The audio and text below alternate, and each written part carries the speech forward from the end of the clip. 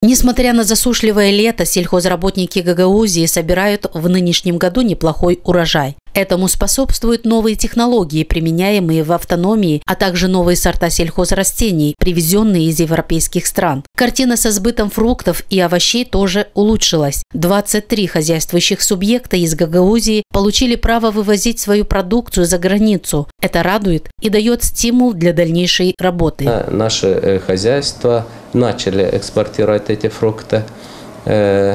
Не все, правда, из этих 23, потому что еще не имеет хозяйство опыта достаточного переезда этих таможенных процедур там и так далее.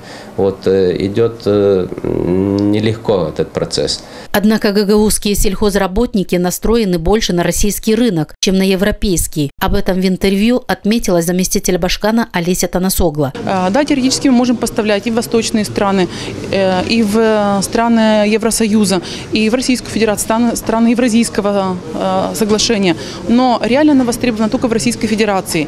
И все наши многолетние насаждения, которые растут в Республике Молдова, яблочные сады, грушевые сады и так далее, другие культуры, они посажены все под спрос российского потребителя.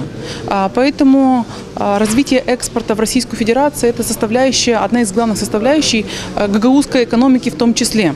Однако волков боятся, в лес не ходить, гласит мудрая поговорка. В Гагаузии есть фермеры, которые не боятся экспериментов, сажают совершенно новые для местного потребителя сельхозкультуры и смело отправляют свою продукцию на европейские рынки. Это акционерное общество «Айдын». Около 120 гектаров земли отведены в этом хозяйстве под миндалевый сад.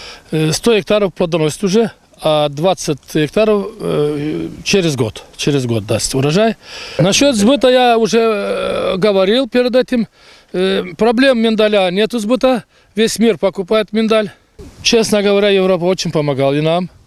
70% техники, если техника стоит 1 миллион, допустим, долларов, 700 тысяч она нам возмещала. И грех говорить, что Европа не помогала. Сегодня в Гагаузии приобретено очень много современных комбайнов, тракторов, приобретаются новейшие семена, сорта семян, новейшие посадочные материалы в садоводстве, виноградарстве.